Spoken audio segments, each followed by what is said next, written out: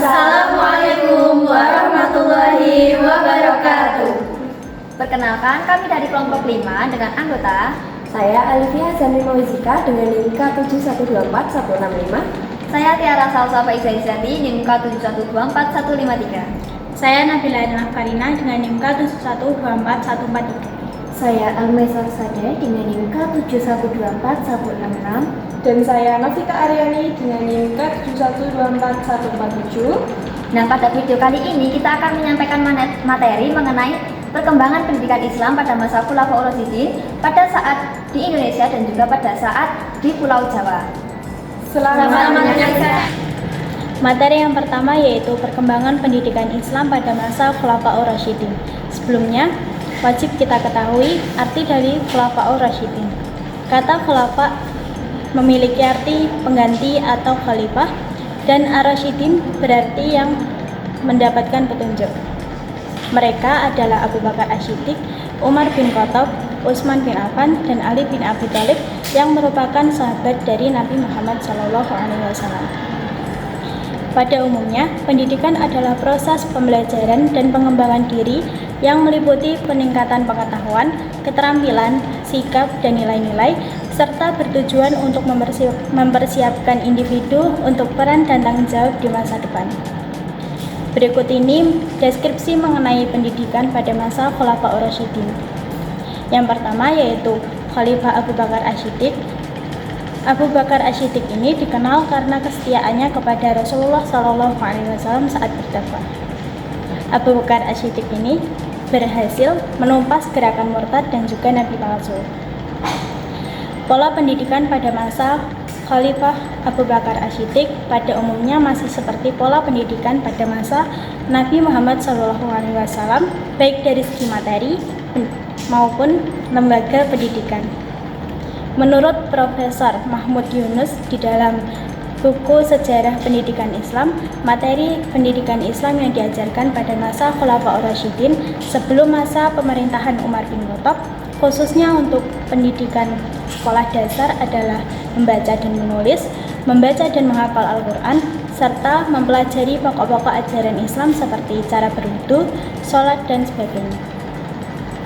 Materi pendidikan Islam pada Khalifah Abu Bakar As-Siddiq secara umum yaitu meliputi pendidikan keimanan, yaitu pendidikan tentang ketuhanan dan akidah.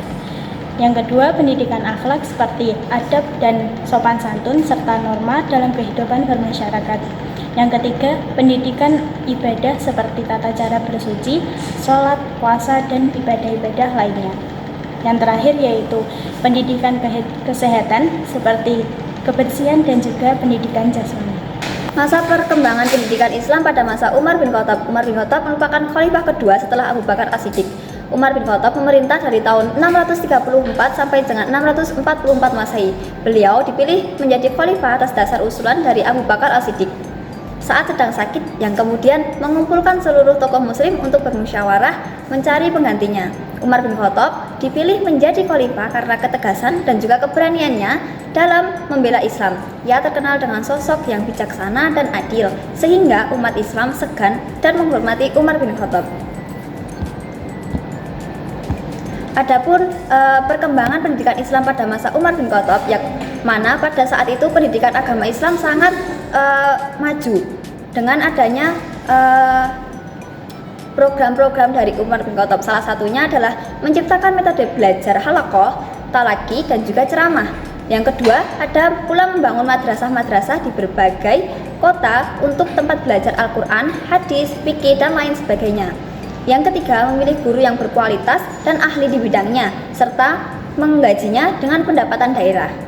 Selain itu, peserta didik di madrasah diwajibkan menghafal minimal 5 surat Al-Quran. Umar bin Khattab melakukan penyuluhan dan pengajaran di Madinah. Selain itu, ada pula kebijakan Umar bin Khattab. Yang pertama, Umar bin Khattab merupakan penggagas ilmu pemerintahan Islam. Beliau membagi beberapa daerah kecil untuk lebih mudah dalam mengkoordinir serta menciptakan pusat-pusat pendidikan di setiap daerah. Yang kedua, membangun masjid pusat pendidikan atau Islamic Center di setiap kota yang berhasil ditaklukkannya. Yang ketiga, lembaga pendidikan berbentuk masjid dan kutab atau zaman sekarang disebut MI atau Madrasah Ibtidaiyah. Yang terakhir, Umar bin Khattab mengusulkan penyelenggaraan sholat tarawih berjamaah, penambahan kalimat as-sholatu khairum minan naum pada azan subuh, dan penentuan kalender Hijriah. Selanjutnya, Khalifah Utsman bin Affan. Setelah wafatnya Umar, Utsman dipilih menjadi khalifah melalui proses musyawarah atau syura yang dibentuk oleh Umar sebelum wafatnya. Musyawarah ini terdiri dari 6 sahabat terkemuka yang ditugaskan untuk memilih pemimpin terbaik bagi umat Islam. Utsman dipilih karena beberapa alasan penting. Ia berasal dari Bani Umayyah, salah satu kabilah terhormat di Quraisy, dan memiliki kepribadian yang lembut, dermawan, serta saleh. Selain itu, ia memiliki kedekatan khusus dengan Rasulullah karena mempunyai menantu beliau, yakni menikahi 2 putri Nabi secara berurutan. Reputasinya sebagai sahabat yang banyak berjasa dalam dakwah Islam, seperti kontribusinya dalam Perang Tabuk, juga menjadi pertimbangan utama.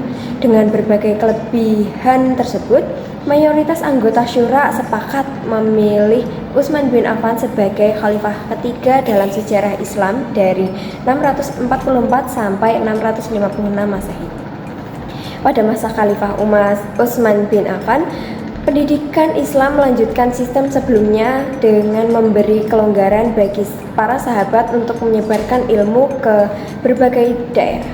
Salah satu pencapaian besarnya dalam menyusun dan menyalin mushaf Al-Quran untuk menjaga kemurnian wahyu. Selain itu, beliau juga memperluas wilayah kekuasaan dan membentuk angkatan laut yang kuat. Dalam pendidikan, beliau menekankan akhlak mulia melalui metode ceramah, hafalan, latihan, dan pemberian contoh. Khalifah selanjutnya yaitu Ali bin Abi Thalib. Ali merupakan khalifah yang keempat yang memimpin pada tahun 656 sampai 661 Masehi. Ali terpilih menjadi khalifah karena ia terkenal sebagai sosok yang cerdas, berilmu, dan juga pemberani.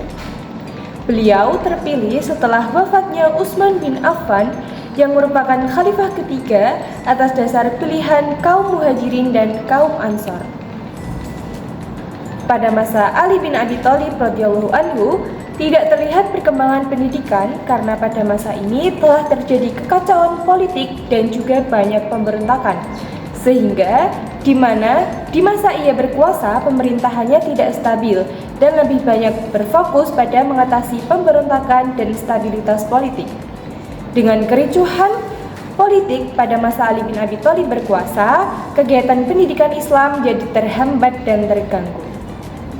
Namun, pendidikan Islam pada masa pemerintahan Ali bin Abi Thalib tetap menekankan pentingnya akhlak dan moral meskipun tidak sepenuhnya stabil karena gejolak politik.